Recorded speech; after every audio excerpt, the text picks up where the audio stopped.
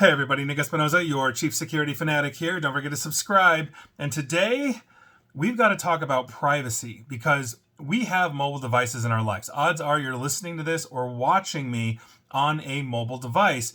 And quite frankly, our mobile devices have a lot of everything about us, right? We do everything on mobile devices these days. And when we are crossing borders or being pulled over by law enforcement, one of those things that we've typically had the right to have is the right against search and seizure, all these kinds of things. Now, crossing borders have different rules and laws, and now we just got wind that new technology is probably coming to allow law enforcement, specifically Customs and Border Patrol as well, to even more intimately search our phones for patterns and all of that. One of the big issues I have with this right out of the gate is that we always try to make laws the lowest common denominator. In other words, they have one bad apple or one criminal in our midst, and all of a sudden we have to make laws that potentially intrude on just law-abiding, non-criminal citizens in order to essentially cater to law enforcement as they are going after or trying to find the criminals. And nobody wants criminals in any neighborhood. I don't care what political stripe you are, and for the record, cybersecurity is agnostic to politics, but we're not immune from it. But this is of deep concern, and it should be to any citizen, quite frankly, that wants and appreciates a right to privacy balanced against the needs of the law enforcement to do their job. And so Caroline Haskins of Wired had a really good write-up on this, and here's what's going on. U.S. Customs and Border Patrol, or CBP, as they are known, is now asking tech companies to pitch digital forensic tools that are designed to process and analyze our text messages, our pictures, our videos, our contacts, and all of these are from phones that they have seized, not to mention laptops and other devices, at the U.S. border. This is according to documents that have been reviewed by Wired. Now, the agency said in a federal registry listing that the tools it's seeking must have very specific capabilities, such as the ability to find a quote-unquote hidden language in a person's text messages. In other words, they're looking for codes.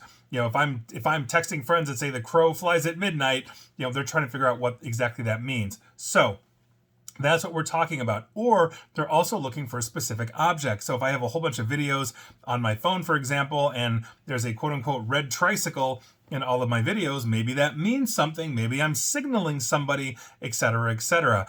Basically, access chats and encrypted message apps like Signal, all these kinds of things as well. They want to find patterns in large data sets for intel generation. And that's exactly what we're talking about here. Overwhelmingly, most of us are not doing these things. We're not terrorists, we're not spies, we're not James Bond, we're not anything. We're just going about our days. This is a problem. Now, the listing was first posted on June 20th. It was updated on July 1st, and basically CBP has basically been using Cellebrite to extract and analyze data since 2008.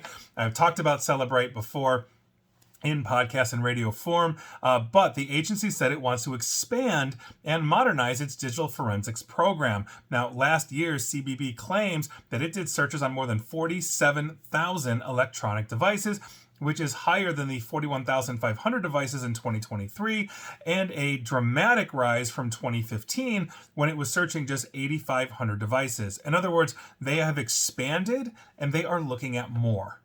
So, in basically the RFI, or request for information, CBP said that the digital forensics vendor it chooses would sign a contract in the third fiscal quarter of 2026, which runs from April through June. CBP has 8 active contracts, for the record, for Cellebrite software, licenses, and equipment, that, not to mention training, and that's worth about $1.3 million US. And will end between July 25th and April 26th. CBP basically appears to wanting to use other tools other than just Cellebrite to unlock the phones. And Cellebrite, for the record, is very good at that. Now, the agency said in a recent listing that it uses, quote, a wide variety of digital data extraction tools, but it doesn't name those tools. This, again, I think is the issue. Most people coming in and out of this country as they're going through customs, wherever they're coming from, are tourists or on business. They're not trying to break the law or jump the system. I understand the need for strong borders. Every country needs strong borders. The United States is no different.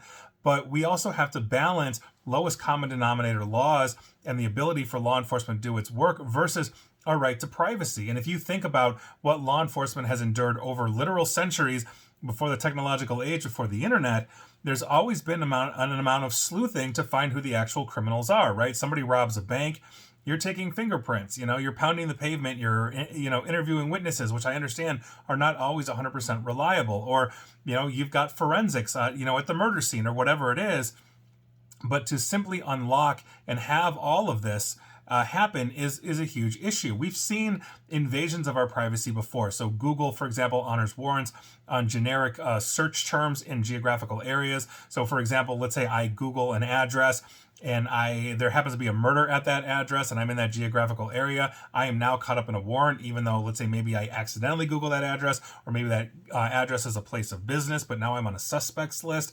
These are things that we've continuously seen, and I'm not a fan of this. I don't care what country you're from or what country you're part of. These things shouldn't happen. So I'll leave it at that. I mean, I don't know where else to go with this beyond we can't make laws to the lowest common denominator. And our right to privacy is a civil and human right. And if we're going to violate that simply to, let's say, to catch one person out of a million that's potentially putting red tricycles in videos or is coming over as a terrorist due to the millions of people that come in and out of this country every year, again, on legitimate business or recreation or visiting family or whatever it is needs, that's of concern. So we're going to see what happens here, but I'm not a fan of this move, and I don't care what political stripe you are, you shouldn't be either. And as their budget has now been expanded, the big beautiful bill or whatever they're calling it, from what I understand, is now giving significantly more money to ICE, which means they're going to have more employees, they're going to have more technology. This could potentially be a much larger intrusion in privacy. So we'll see what happens. Best of luck to us all, I guess, and hopefully it won't come to fruition. And please like, share, follow me here on Facebook and Twitter at NickAESP. And please feel free to subscribe to me at YouTube as well. And as always, please, please, please stay private, stay informed. Here we go.